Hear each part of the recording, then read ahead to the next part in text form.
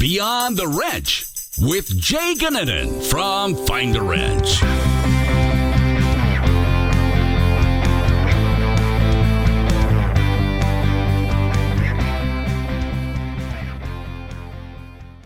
All right, on this week's episode, I get to welcome my buddy Dan Beakey. Dan has been a real big supporter of WrenchWay and the podcast and a variety of different things throughout the industry, not just WrenchWay specific, but really being a voice in the industry to help make it better. So Dan, welcome. How are you? I'm doing very good. Glad to be here. Well, we're glad to have you. For those that don't know Dan, Dan is a blast. He's always fun. It feels like always upbeat and always has a wisecrack or two. I feel like it's a great. I think your ability to comment on something with something really funny is outstanding. I appreciate that. So tell us a little bit about what you do. What are you doing out in Mass? Well, I'm originally from here. I've been in the business for about 22 years. Roughly about 10 years of that has been on the management side. Currently, I'm the service manager at Colonial South Chrysler Jeep Dodge Ram in Dartmouth, Massachusetts. Been here for about 2.5 years.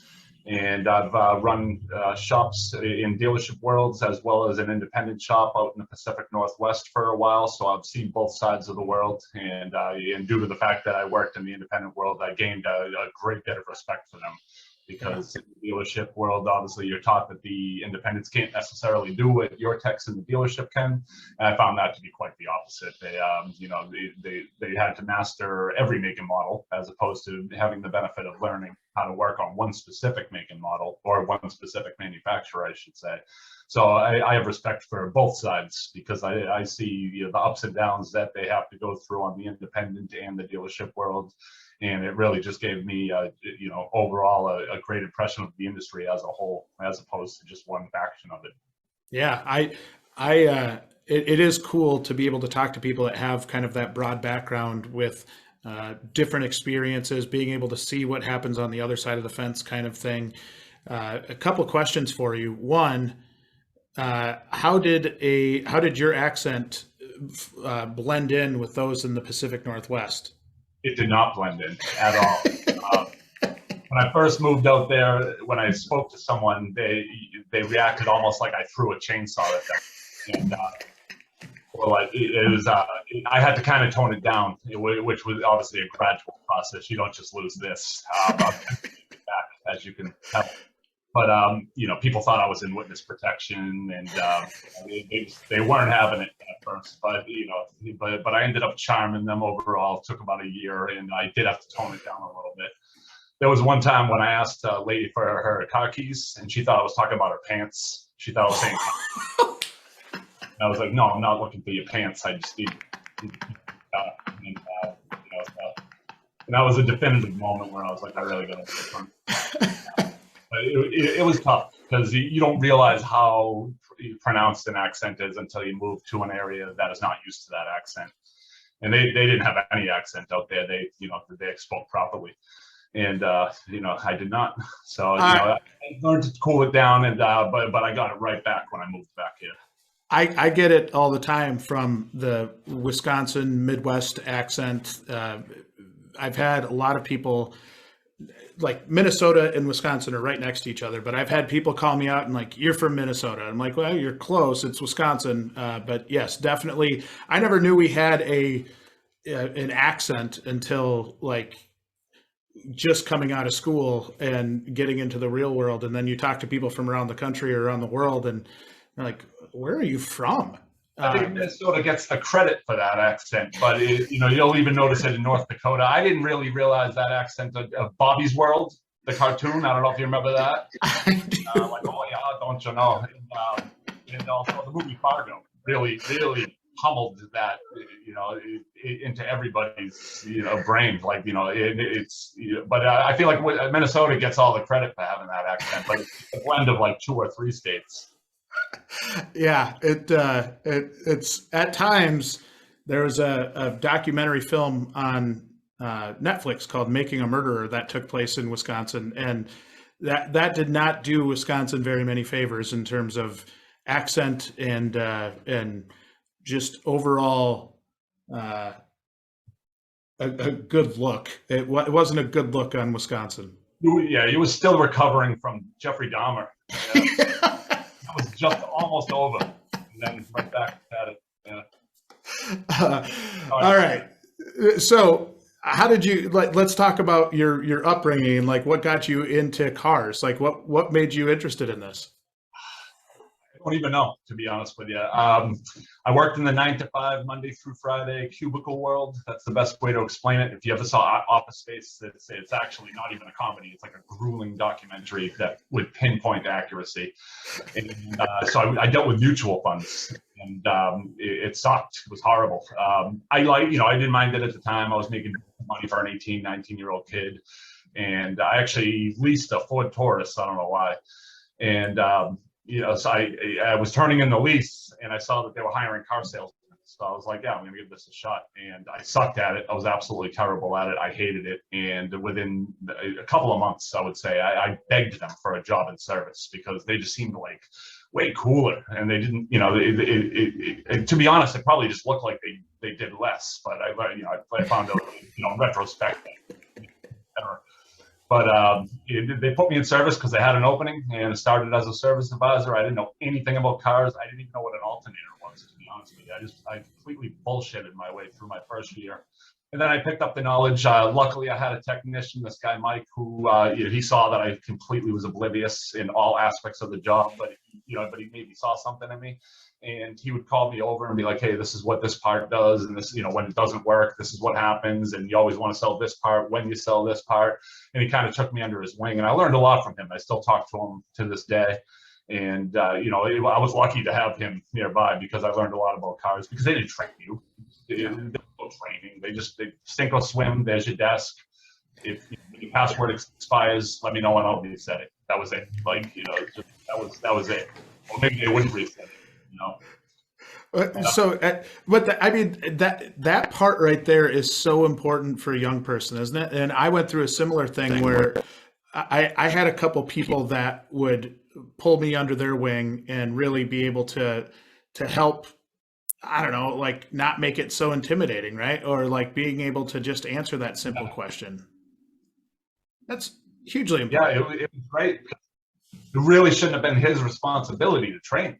And right. Not everybody that walks in business is going to have the automotive knowledge because, honestly, I don't care if you have automotive knowledge. One of the best guys I have here used to deliver appliances for Lowe's. That was his experience before I met him, but I saw something in him. I literally created a position for him just to keep him because I hired him for a 2-week, 3-week period so he could answer phones while somebody was away getting a surgery. And I was like, I like this kid, and I think he can do great things. And I literally created a position for him. It was a position that we ultimately needed, but it wasn't a position that existed until I created it for him. And he's top notch. He was an open canvas. He was a sponge for knowledge, and he still is to this day. And that's what makes him great because he didn't. Sometimes when you hire someone with 30 years experience, that might be 30 years of bad habits. This kid was great. And, as long as you're willing to learn, you don't need the automotive knowledge at first to get in. Obviously, you got to pick that up. No tech's going to want a full advisor staff that has no idea about cars. But I think they'll bear with it if they see some promise in that person and the ability to sell. So, you could be a timeshare salesman, you could be an actor, a bartender. And as long as you got the gift to gab and you never shut up, you'll probably do well, as long as you're willing to learn the things that you don't know. I think it creates so much opportunity, and that's just it. Is like for somebody like you that's been through, a few different spots in a dealership. I think being able to do those things that led you up to this point are probably what make you an effective service manager now. I think those experiences you can't just fake like going through a dealership, being able to do those different things and see firsthand how a shop runs. I think that's about as effective as a strategy as you can get. Let's talk about, you've had all of these experiences that have led to where you're at today. And I think you're in the same boat as a lot of people. Talent is really tough to come by. It's becoming more challenging by the day.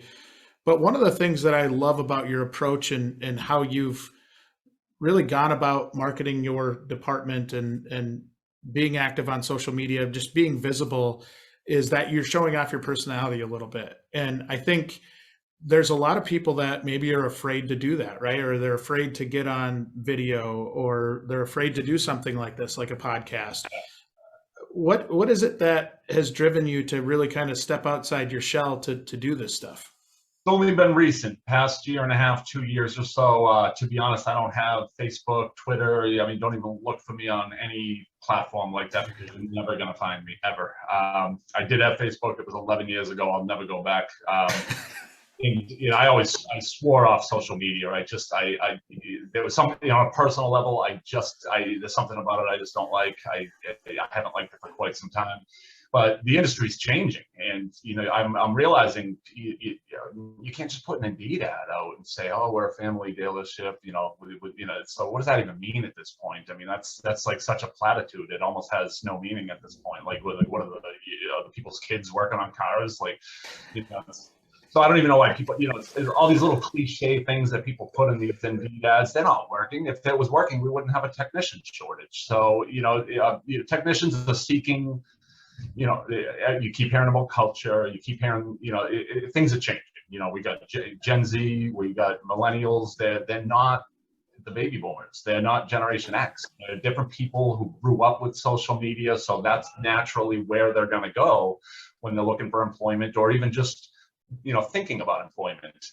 You could be in line at a Starbucks and you're in line for 20 minutes wondering what's taking so long. And then some guy comes in with a beanie hat and just grabs his coffee. And you're like, how the hell did you do that? And I'm guilty of it. I'm still standing in line in my personal life, but I'm like, this bastard, just walked in and grabbed the coffee. But I'm the one that's messing up, because I'm not ordering on the app, because that's what's going. So I realized that this is my business, and if I'm going to be away from my family for 60 hours a week, I might as well succeed to the best of my ability and make the most money I can. I can't do that without the techs out there. I can't do it without advisors. So if I'm short those people, I need to go where those people are probably going to be looking. And yes, back in the day, back when dealer, and this is not my opinion, but back in the day when dealer principals thought that technicians were a dime a dozen, they were more out there than they are today. I would have people walk in. I mean, I worked at a really sought after Ford dealership. It was a dealership you wanted to work at with the amount of hours in business. But people would walk in and just say, like, "Hey, I'm a master certified Ford technician. I have 30 years experience. My boss is a jerk. Can I stop Monday?" And I'd just be like, "Yeah, of course, without a doubt." But that's not happening. If somebody's waiting by the door for a technician to walk up to them and let them know that they're really interested in working there, they're going to be waiting a really long time. But if you get out there, regardless of how you feel about social media, if you put that aside for business purposes and you get out there and you talk to technicians and you find out what's going on in their head, you're gonna fare a lot better. And eventually, it's gonna click, because that's the world. That's the world we're living in. Yeah, and I think that's really important for the shops listening out there, the importance of being able to get your story out there, and really what makes you unique. What I see personally anyways, in a lot of cases, is shops tend to focus on the stuff that everybody else focuses on, right? So that ends up creating kind of that generic ad where everybody's a family-run dealership or shop, and everybody, has that family feel and good management. And I'm curious with you, how do you stand out as unique, or like what is it that is different? And when I say that, we have these conversations with our clients all the time of, okay, you're trying to tell your story. What is different about you? And they'll kind of start talking about things. And a lot of times it's the same stuff that everybody else is saying. And I try to bring them back in and say, okay, not that. That's not what a technician's looking for, but they're looking for something different. And a lot of times it's hard to put that in words, isn't it? It is, and this, myself included, this shop included, it's a work in process. We're still trying to figure out, how to maintain or even how to create the culture that we want to go after. I think one of the most important things is you got to have fun. If you're going to be away from your family, as long as we're away, we see each other probably more than we see our families. You got to try to have some fun. And you're not going to do that if half the shop hates the other half of the shop, or if every department hates the other department. So, you know, it's as far as maintaining the culture that you want to promote, you got to, you know, squash these beefs, because, you know, everyone's going to say, oh, it's parts fault, and parts are going to say it's sales fault. You know, that's easy, you know, and it gets you nowhere. It's, you know, 22 years later, you have the same argument, and no department will ever say, oh, we messed up. It's always another department. So, like, you know, just figure the beats out as early as you can. Try to have fun. You know, I'm not just saying once a month buy pizza, but just try to make it a place that you don't dread going to work. It's, you know, I mean, at the end of the day, techs want to make hours, advisors want to make money, but techs, you know, and I'm speaking techs more so than others, Sure. WrenchWay, but techs are looking for more than just hours. And I've learned that even more by looking at reverse job posts, because these techs really open up in these job posts. I think they, you know, they feel protected by the anonymity. Which, as they should, that's part of the reason you do it. And, you know, they're really pouring their guts out about all this infighting they have to deal with. I've even had some say, I'm willing to take a pay cut. I just can't deal with, you know, working here with these 3 prima donnas that come and sit down and watch Netflix for 6 hours, and then they demand a break job before they leave. Like, how's that happening? It's insane. And, you know, I mean, this place isn't perfect, but God, we don't have that going on. You know, it's about good days and our bad days, but some of these shops that are being described are just awful. It's just awful. And I think they know the shop isn't being named, that they know you don't know who they are, and they're more comfortable opening up, because your own technicians, they won't always tell you exactly how they feel, because you're opening up you're on a vulnerable slope there. You're telling people how you feel, but you're telling someone that, you know, hey, if I open up to this person, I still have to see him tomorrow, and then I got to see him the next day. So I'm not going to open up fully, because what I'm really thinking is embarrassing. But these people will open up, because, you know, you could tell they're just venting, because they haven't been able to talk to anyone about this. And they talk about money way less than they talk about the culture. So, I mean, I don't think culture is just a word that's being thrown around on social media. I think it's really important to people, and that's why it's being thrown around, without a doubt. And I think you just nailed it on the head, though, in terms of, I think people hear you talk and you come off as a fun guy. Like, you come off as somebody that would be, you know, just joking around, having a good time, you know, still wanting to get the work done, but at least having, making the environment so you don't dread going there. One of the things that I am a big proponent of, and I'm really curious to hear your thoughts on this, is, have you worked at other shops where that's not the case? And when I say that, like, maybe did they have other strengths? So if they weren't such a fun place to work at, maybe they had more structure that produced, you know, I'm trying to figure out how we say that to shops where, you know, not everybody's going to be Dan and be really fun and just a good guy to be around. I've managed some shops where the service manager was a complete dick, like, just not not a fun person to be around at all. If that dealership would have went and said, oh yeah, we're a fun place to work at, and by the way, here's such and such, like, there's no way that would have correlated, because the guy drove results, right? Like, there were always, we always had good months.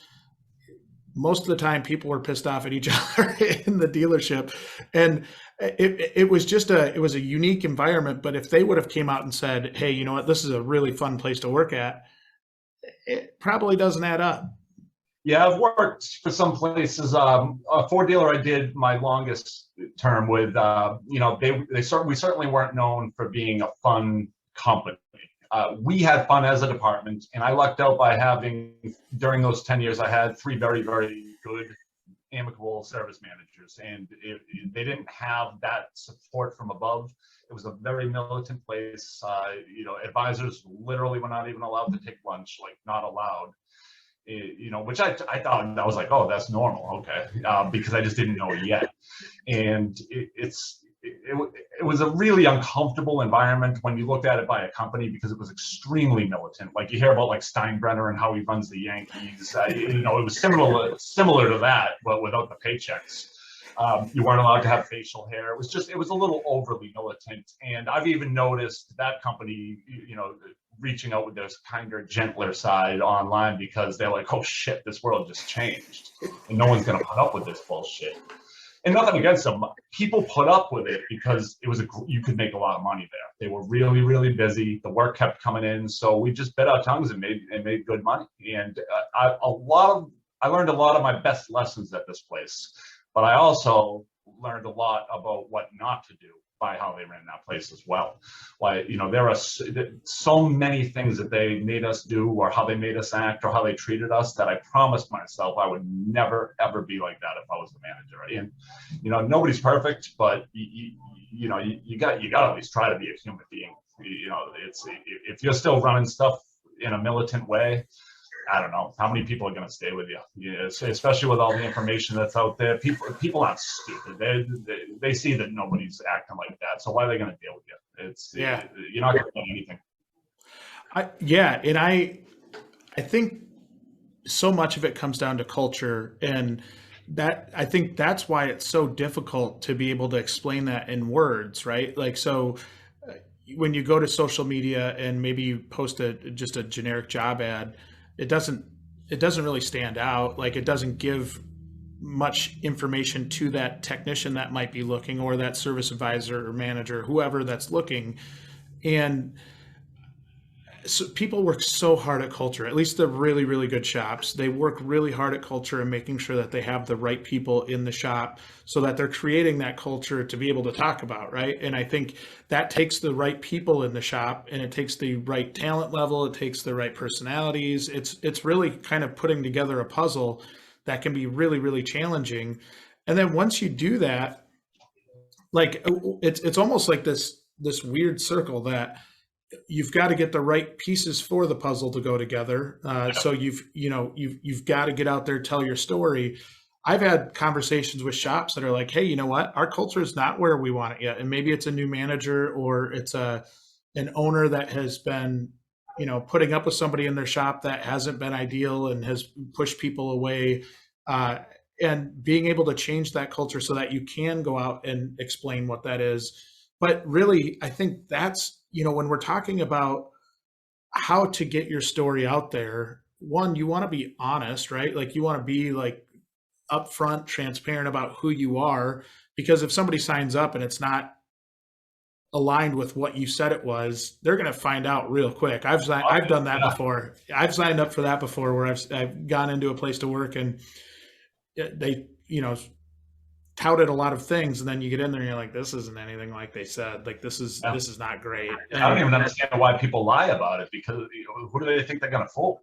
Well, that's just it. The transparency, right? Like, just be transparent about who you are, tell that story, and you're going to have a lot more people following you and really care about you. That's why reality TV is a thing. Like, those people aren't perfect by any stretch of the imagination. Oh, no. Remember Puck from The Real World? That guy was riddled with imperfections. I will say, I think that's the first Real World. We've had a couple of them, Making a Murderer and Real World, that have been brought up today that I don't think have ever been brought up in the podcast before. Was that Wisconsin? Which one? Just Real World in general. I thought no, just general references on the podcast. But I think that kind of gets our point across, right? It's like, okay, nobody's perfect. Like, understand that, but we have, in my opinion, such great opportunities to create content around our shops, right? Because it's constantly changing. You have new cars coming in every day. You've got different personalities. To me, there's few places where you have so many mixed personalities that can match the mixed personalities in a shop. Few other industries that have the content that we do. I just think there's so much opportunity for people to look inward to see what is unique about them, but not a lot of people do that. Yeah. I don't think there can't be a lot of people out there that truly believe at the end of the day that their culture is where they want it to be right now, or that what makes them unique is exactly where they want it to be. If you feel like you've already reached both those goals, you're probably wrong. or you did a pretty damn good job and you're way ahead of the curve because you started earlier than the rest of us. Because this is a new thing. We didn't have to be unique when I got into the business. We didn't have we didn't even talk about culture. That wasn't a thing. Like if like what's your culture? Like I would never have asked somebody that before, and even if they answered it, it would have been a lie. So it's just things that we recently. It's the younger generations that have forced it on us. But I mean, sometimes the greatest ideas come from the younger generations. I mean, you got to be transparent. When I hire a tech, we have a horrible lot. It's a lot that's probably twice as small as it needs to be. And when I get to the point where I'm almost ready to hire a tech, I bring them all back, and in the sake of being transparent, I show them. I say, imagine if I give you this car. You're going to have to unblock 6 cars to get to this car. 2 of the keys you're going to not find because someone's going to have them in their pocket. By the time you're done getting that car, you're going to wish you were dead. But I'll help you. You just got to let me know, like I'm about to kill myself because I can't find these keys, and I'll get out there and I'll help you. Do you want the job? And they're like, yeah, I've dealt with that at other places too. And I'm like, and we're trying to work on making that better. Like we've made a keyboard that's a bird's eye view of the shop. One of my genius technicians came up with that idea, and it's phenomenal. It looks exactly like the shop. So the keys hung up, where it would be in a bird's eye view. So we're figuring out ways around that. But I'm not going to not tell a tech that. And then on the 3rd day, they're like, this lot sucks, and you didn't tell me anything about that. Because if they say that on the 3rd day to me, I can say, yeah, remember when I brought you out and I showed you that and I said you're going to want to die, and that's what I was talking about. So anyway, let's go get this car. So you got to be honest and transparent. You got to let them know your weaknesses. So when people appreciate that, people want transparency, and they want real people. Like, the reason reality TV became popular is people were sick of seeing perfect people on TV. Yeah. I'm definitely not perfect. I can't even say perfect. Well, the one thing while you're saying that I would have picked out, maybe if I were a technician, is that you listened, like you stating that you made that key chart based on a technician's recommendation. You said genius technician, which I thought was cool. Is that speaking to the technician saying, hey, this guy listens, like this, like that, picking apart your sentence and how you said that. It's not even just that the lot sucks, but you listened to a technician's recommendation, gave them the credit.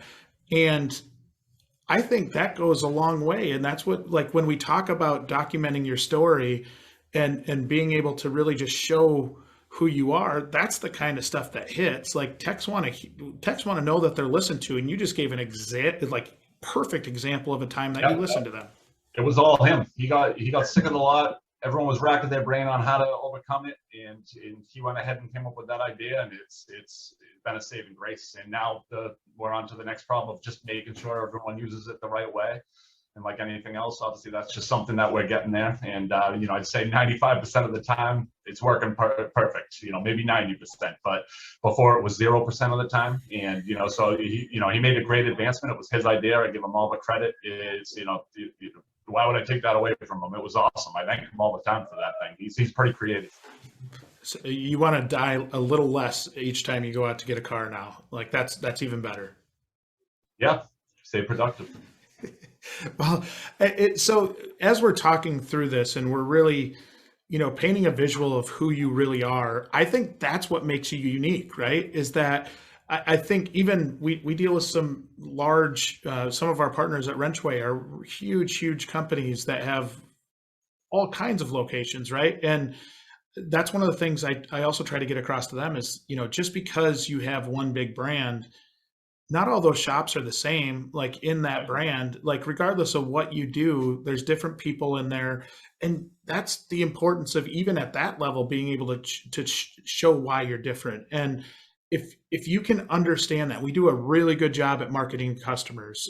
We try to, there's a lot of money put behind it by the manufacturers or by marketing agencies, that type of stuff, where they'll get to that, what makes you unique and what makes you different. Sometimes some of the flyers I get, I'm like, that's the same one I got from the other dealership of the same brand right down the road. But you had mentioned it earlier, in that the climate has changed. There's just not enough people. And in order to get those people, you've got to market to those people. In order to market to those people, you got to understand why you're unique, right? And everything you've just talked about is why you're unique and why you're different. And so I would encourage techs that are out there to listen to the message that shops are saying to you, right? Like, is it just a canned approach? Is it kind of lazy? Or are they actually putting in the work and doing something to show you why they're a good place to work? Exactly. And look at, being on LinkedIn has given me a lot of inspiration because, you don't tend to see as many bad managers, or at least people with bad attitudes on LinkedIn, because those people aren't really using it. They're just probably miserable and, whatever. But, you see more, people who have drive, have ambitions and goals. And like look at like Ed Roberts. I mean, that's where it can take you. You can have a freaking restaurant attached to your dealership.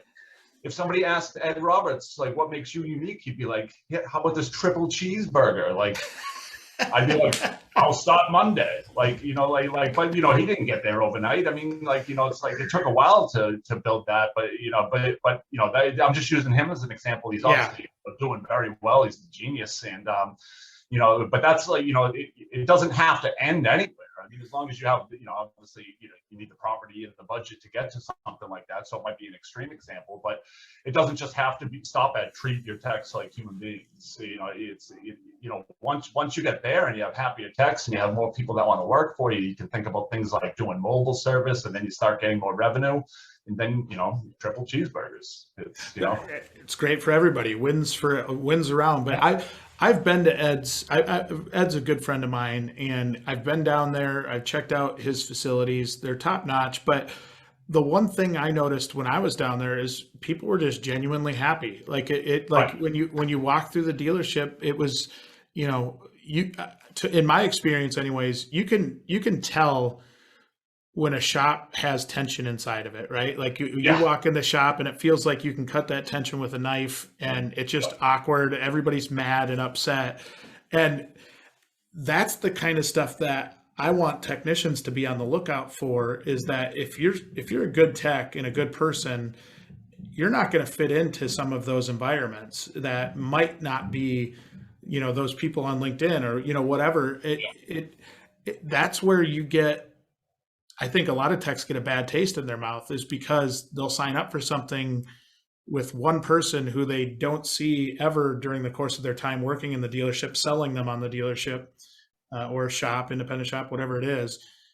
But then when they get in there, they're working with different people. It's not even the same like the person that recruited them over isn't anywhere to be found.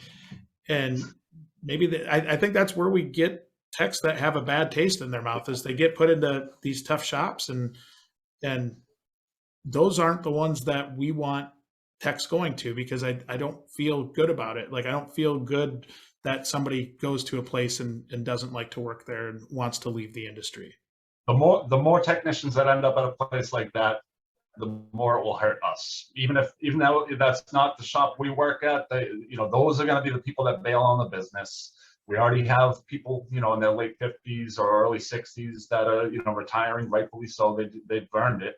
And we don't have enough younger people that even want to be in this business. And that might change with EV, because that's going to be a different demographic. It is. There might be a few people that were those carburetor, points type guys that learn how to do EVs, but they're not going to be, the predominant people that are fixing these EVs. We're going to get, it's going to take some straight up nerds, I'll tell you that. But I would love to meet them all, because it is, it. I wish I was one, but and one of them's going to have to show me how these vehicles work. Jeez. But you're right, and I think that's gonna emphasize the need to tell your story even more, because in that change in demographic, and I mean, frankly, the internet makes it easy to do research on practically anything, but like, to appeal to that younger generation and show that there are good shops out there, it's not just telling your story so you can find a technician tomorrow. It's telling your story to help change your culture so that you have more of that pull type strategy, rather than pushing to to put Indeed ads out and crossing your fingers and hoping for the best, and then nothing ever happens. So like, I think that's the hardest part that I have with shops trying to kind of turn their focus to, is becoming far more of that pull type of organization rather than that, pushing and trying to find people. If you create a culture that can pull people in, that's what I applaud you for, because you're out there in something you don't want to do on social media, on LinkedIn, and you're creating kind of that pull type effect where people probably gravitate toward you. So being able to showcase that is such an important piece to figuring out what makes you unique. And I think it just paints a different picture than what most people can do. Yeah, but I still have a hard time finding techs. It's right. Nothing I've figured out yet. I think we're all figuring it out as we're going along. But I think the important thing is that I'm trying. Say some people are still waiting by that door for that master certified tech to come by, and it's just not going to happen, like we already discussed. But so the important thing is that I'm trying, and I'm going to be an open canvas. If something's not working, I'll talk to people who I know things are working with, and I'll revise my approach. The best scientists are never dead set on something working. If something's proven not to work, they'll just say, scratch it, let's start over. And, I'm willing to do that. And, we're going to have to be. But right now, the most important thing is to protect this industry and right. To protect the image of the industry. And I want to protect it for everybody, because what's your tech, today might be my tech in 3 years. And, if we're all losing them, there's just not going to be enough to go around. There already isn't enough. So I think that's even more important than me. If I'm down 1 or 2 techs, yeah, that's a big problem. But I consider the technician shortage an even bigger problem. So if I can help put another technician at another job, I'm fine with that. I don't care. I just want a tech to go somewhere, and I want them to go somewhere good so that they're happy. So they tell 9 of their friends that they're making, a ton of money a year and that they've treated really well. And maybe 6 of those friends will say, oh, okay, maybe I will reconsider this. It ain't going to happen overnight. But, that's what we need more than anything. So if I have an open bay, problem. But everyone having an open bay is a major problem, and that's going to get worse if we all ignore it. So we all need to be on social media, protecting our image, and even correcting the bad things that led to that bad image. We can't just protect our image. We need to change what led up to it, because we obviously have an image for a reason. Some of it is unjust, but most of it's not. This business sucked for a long time, and no one did anything about it. And I'm probably partially to blame for that, but at least I know that now, and I'm trying to make corrective actions. And, I think everyone else is too, at least the people I'm choosing to associate with. So. When did that hit home with you, that like our industry needed to change a little bit? Probably about 2 years ago. I'm not going to lie and say I saw this coming. It hit me like a M. Night Shyamalan movie. All of a sudden, I was like, "Holy shit! The technician shortage! I didn't see that coming," because I hadn't dealt with it. I was one of the lucky ones who just had I always had a full staff, or I was down 1 tech, and the other guys knew another guy that they could get in there, and I guess it was easy. And I don't know why. I've worked at Nissan dealerships, I've worked at Ford and Chrysler, and it was easy until about 2 years ago. And that's when I noticed that we started to have a problem. And, you can't ignore something like that. This needs to, this industry at least is going to be the rest of my life. What am I going to go to? I don't know what I'm going to do with, I've been doing this for 22 years. It'd be hard to reinvent myself, but not possible. But my plans were to be in this industry my whole life, and to hopefully, walk out of it saying that the industry was better than when I got in. I think your story, if people are being honest, isn't that uncommon for most, right? Like, I think that's probably a similar path. The one thing I think people really open their eyes to is that it wasn't just their shop that was having the problem anymore. Right. Like it was starting to be, okay, I talked to other industry people in other cities, other parts of the country, other parts of the world, and they're all having the same problem. And that is, we were just talking to somebody, I don't know, I was just talking to an industry friend, I think last week. One of the things that he mentioned was, back in the day, there used to be kind of back in the day, like a couple of years ago, there was kind of a gentleman's agreement between dealerships that they wouldn't take each other's people. And basically what he was saying is like, that's gone out the window. Like everybody's so desperate to like take care of their shops that it's kind of anything's fair game at this point, which has really put a lot of people in bad spots. And it's I'm not a going to do like shame. that. I'm not gonna do No, that. I actually had a technician from a nearby competitor come in. I'll leave it at that. And he sat down with me, and the more he talked, I realized I'm like, this guy doesn't want to leave his current job. He's just kind of in a bad situation where, he was getting, a certain amount of hours per week, and all of a sudden that dried up, but he sees other people getting a lot of work. And yeah, I know sometimes that's just the perception, but it sounded like something just changed on his end, and he really didn't want to leave. He just kind of felt like he had to for self-preservation. And I went on a limb a little bit, and there's probably going to be some people in my life that don't want to hear the story because they're going to wish I hired this guy, but I didn't feel right to hire him because I knew he didn't want to leave. So I called the general manager, and I told him, I said, I have something to tell you, but you have to promise to keep it between you and me. And I told him, I said, your guy came to visit me, and he said, this is what's going on, and he's not making enough hours, and he feels like the other people are still making hours. And he was like, wow, I can't believe you called me and didn't hire him. And I said, it's up to you. If this is a tech you don't like, I'll give him a chance. But I think you should, sit down with him and have a heart to heart and maybe make some changes because he seems like a good guy and he wants to stay with you and he likes you. And he thanked me and was very appreciative that I was honest, especially in a time like this. And I never heard back from that guy. But I did tell the guy, if I see him again, he's mine. That's when I know that. That's when I know you didn't do what I'm advising you to do. So if he sat at my desk one more time, he would have been working there the next Monday. But it didn't feel right to take him because it didn't seem like that was what the tech wanted. And yeah, I could have had a tech, but it wouldn't. It wouldn't have felt like a move that would sit well with me. right. I think that is incredible. I mean, the fact that you did all of that, and the tough part, and this is where I think that communication is so delicate in, like, if you're calling another general manager, and we've had it backfire, right? Like where somebody will call and I don't think they handled it quite the way you did, and this is really damaging to a technician where a shop called the other shop, said, hey, your guy's applying with me, and and I think their approach was, I want to know more about this individual because, is it a person that I'd want to hire? And then that service manager went down, or the fixed ops director went down on the floor and chewed that person out in front of everybody else. And it was a disaster, right? And that is such a, I think you probably had a high level of trust with the person you called, which is. I didn't even know him. I didn't even know him. Really? Really? No, I went on a limb, to be honest with you, and I was hoping it would backfire, but I think it worked out for the kid. I hope so, because at the end of the day, that's what we need. I mean, we need them to treat that tech better, or even if it's just having the conversation, right? Maybe the person's just having a bad day, and don't blow up at them for looking like they're looking for a reason. And if you can take that, and there's oftentimes, I mean, when I was on the manager seat, you would hear rumblings that somebody was out looking for a job or, whatever. Word tends to spread pretty fast.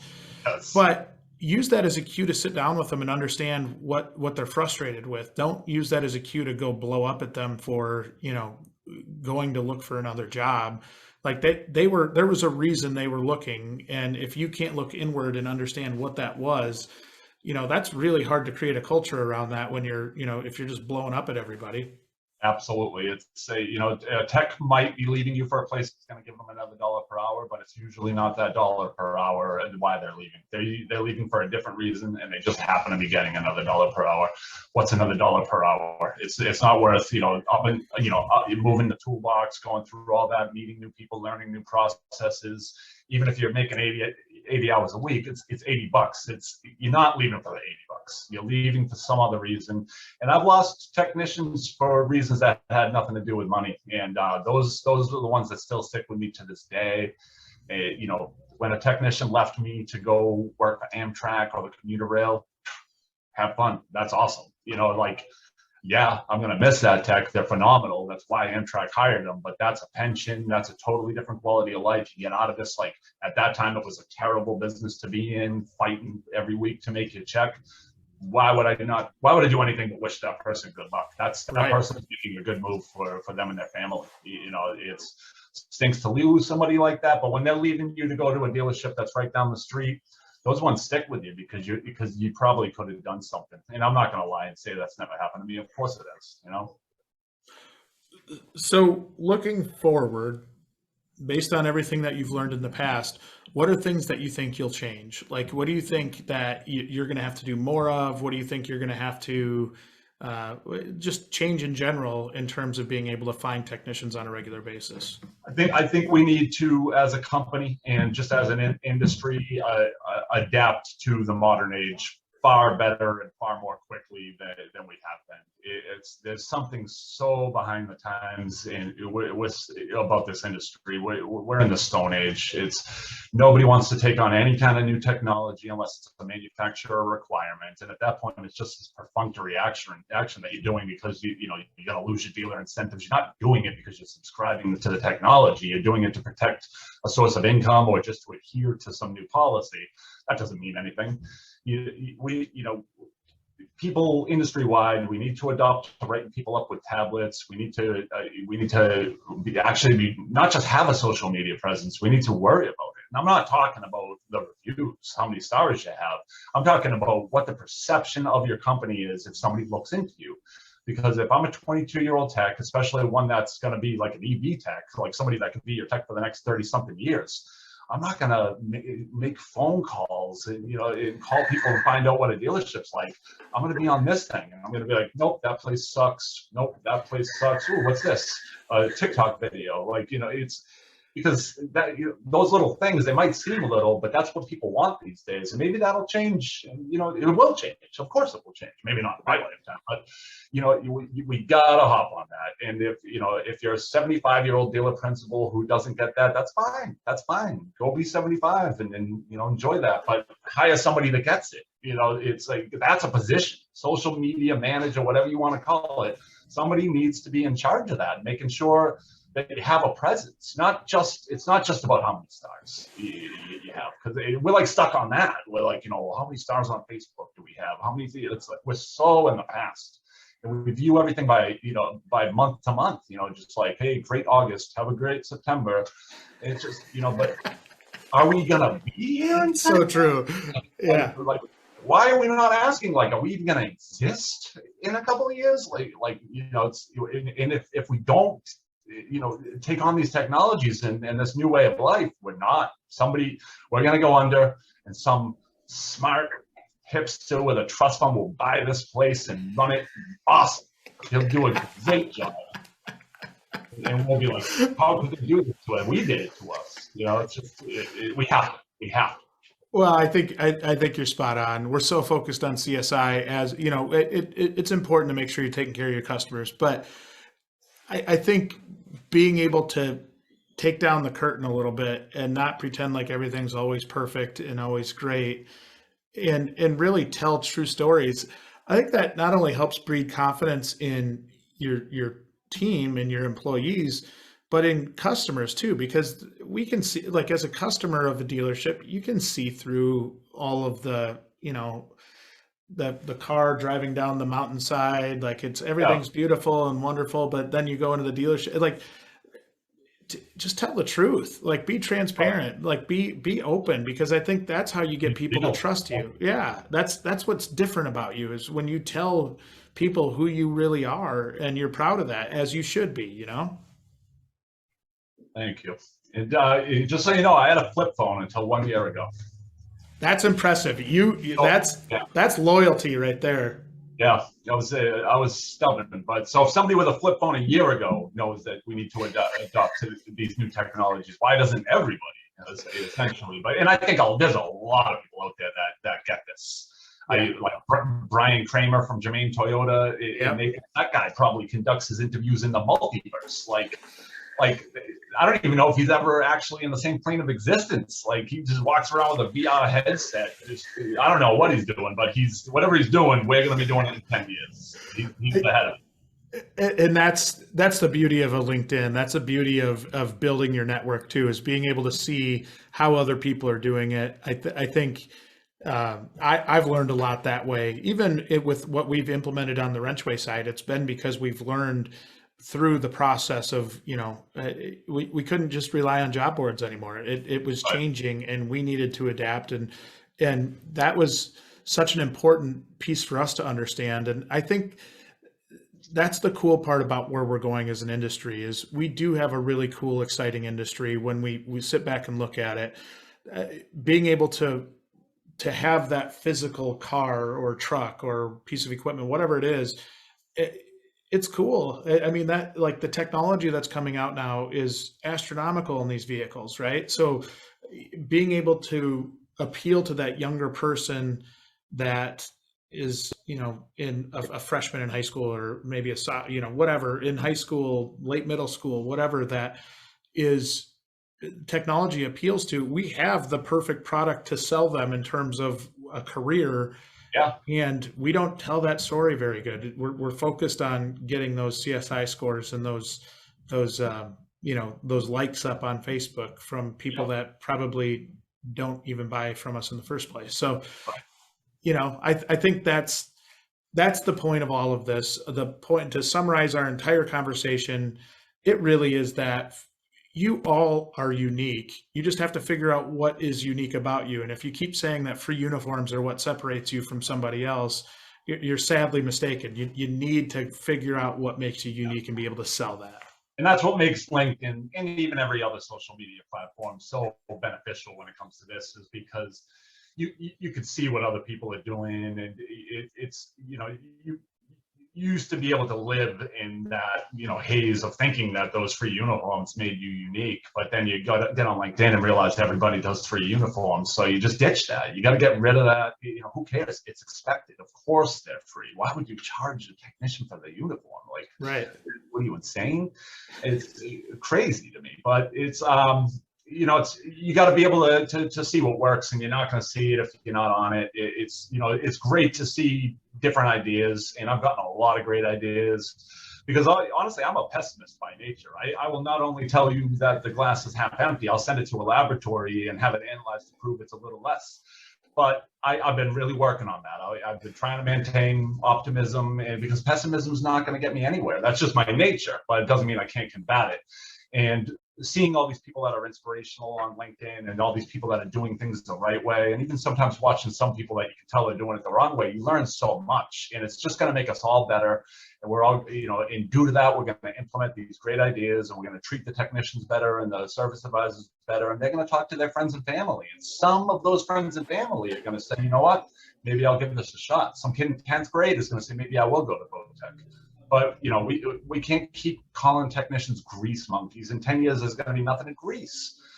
These guys and girls that are working on these EVs, they're going to be basically IT techs. But that also have to learn everything that the old school grease monkeys knew. So it's the laptop is the most reached for tool in the past 10 years. I never thought I'd say that when I got into business. You still see car dealerships advertised with a wrench and like a Phillips. Like, who the hell is using a Phillips these days? I mean, once in a while, but maybe to open a module. But it's just, I don't know. Everyone's just so stuck in the past. But the ones that aren't are the ones that you got to pay attention to, and those are the ones that are going to lead the way. And if you don't subscribe to it, you're just going to get left in the dust, and you're going to wish you did. And it's going to take more than just me. Like, we're going to have to hire people that can manage this and advise us on this, especially dinosaurs like myself. Well, it's been such a fun time talking to you. It always is fun talking to you. How far outside of Boston are you? 35 miles, maybe. All right. So I've got to catch up with you out there sometime. I haven't been to Boston in a while, so that sounds like a fun trip, and go grab a drink or something. But yeah, no, I appreciate it. And I think the listeners today were probably pretty well entertained. You do a pretty good job at that. I wouldn't give up on that acting thing yet, just because it's I think it might be in the cards for you. You never know. I'll keep it on the back burner. Yeah. Maybe I'll play you in a movie. Yeah. Oh man. Well, thank you so much for being on. I think there's a lot of great stuff out of this, and hope to have you back on again sometime soon. I appreciate you having me, and we'll talk soon.